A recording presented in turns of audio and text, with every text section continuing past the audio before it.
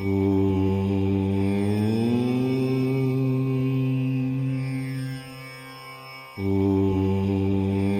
संहिता का प्रथम खंड के 20वें अध्याय में भगवान शिव का कैलाश पर्वत पर गमन के बारे में सुनेंगे। ब्रह्मा जी बोले, हे नारद मुनि, कुबेर के कैलाश पर्वत पर तप करने से वहां पर भगवान शिव का शुभ आगमन हुआ। कुबेर को वर देने वाले विश्वेश्वर शिव जब निधिपति होने का वर देकर अंतर्धान हो गए, तब उनके मन में विचार आया कि वे अपने रुद्र रूप में, जिसका जन्म ब्रह्मा जी के ललाट से हुआ है और जो संहारक है, कैलाश पर्वत पर निवास करूंगा। शिव की इच्छा से कैलाश जाने इच्छुक रुद्रदेव ने बड़े जोर जोर से अपना डमरू बजाना शुरू कर दिया। वह ध्वनि उत्साह बढ़ाने वाली थी। डमरू की ध्वनि तीनों लोकों में गूंज रही थी। उस ध्वनि में सुनने वालों को अपने पास आने का आग्रह था।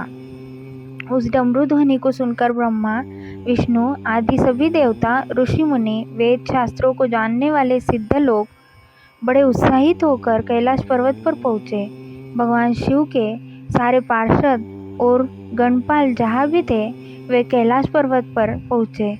साथ ही असंख्य गणों सहित अपनी लाखों करोड़ों भयावनी भूत प्रेतों की सेना के साथ स्वयं शिवजी भी वहां पहुँचे। सभी गणपाल सहस्रों भुजाओं से युक्त थे। उनके मस्तक पर जटाएं थी।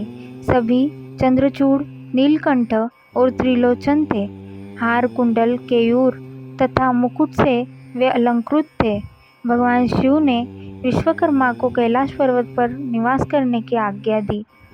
अपने भक्तों को रहने के लिए योग्य आवास तैयार करने का आदेश दिया। विश्वकर्मा ने आज्ञा पाते ही अनेकों प्रकार के सुंदर निवास स्थान वहां बना दिए। उत्तम मुहूर्त में उन्होंने वहां प्रवेश किया। इस मधुर बेला पर सभी देवताओं, ऋषियों, मुनियों और सिद्धों सहित ब्रह्मा और विष्णु जी ने शिवजी व उमा का अभिषेक किया। विभिन्न प्रकार से उनकी पूजा अर्चना और स्तुति की। प्रभु की आरती उतारी। उस समय आकाश में फूलों की वर्षा हुई। इस समय चारों ओर भगवान शिव तथा देवी उमा की जय जयकार हो रही थी। सभी की स्तुति के प्रसन्न होकर भगवान शिव ने उन्हें उनकी इच्छा के अनुसार वरदान दिया तथा उन्हें अभिष्ट और मनोवांछित वस्तुएं भेंट किए।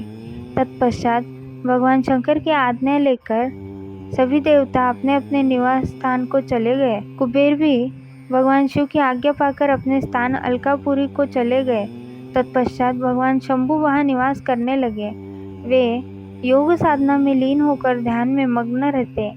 कुछ समय वहां अकेले निवास करने के बाद उन्होंने दक्ष कन्या देवी सती को पत्नी रूप में प्राप्त कर लिया। देवर्षि अब रुद्र भगवान देवी सती के साथ वह सुखपूर्वक विहार करने लगे। हे नारद, इस प्रकार मैंने तुम्हें भगवान शिव के रुद्र अवतार का वर्णन और उनके कैलाश की विभिन्न लीलाओं के विषय में बताया है। उनकी भक्ति तीनों लोकों का सुख प्रदान करने वाली है तथा मनोवांछित फल को देने वाली है। इस लोक में ही नहीं, परलोक में भी सद्गति प्राप्त होती है। इस कथा को जो भी मनुष्य एकाग्र होकर सुनता या पढ़ता है, वह इस लोक में सुख और भोगों को पाकर मोक्ष को प्राप्त होता है। नारद जी ने ब्रह्मा जी का धन्यवाद किया और उनकी स्तुति की। वे बोले कि हे प्रभु, आपने मुझे इस अमृत कथा को सुनाया है। आप महाज्ञानी हैं। आप सभी की इच्छाएं पूर्ण करते हैं। मैं आपका आभारी हूँ। शिव चरित्र जैसा श्रेष्ठ ज्ञान आपने मुझे दिया है। हे प्रभु, मैं आपको बारंबार नमन करता हूँ। ओम नमः शिवाय।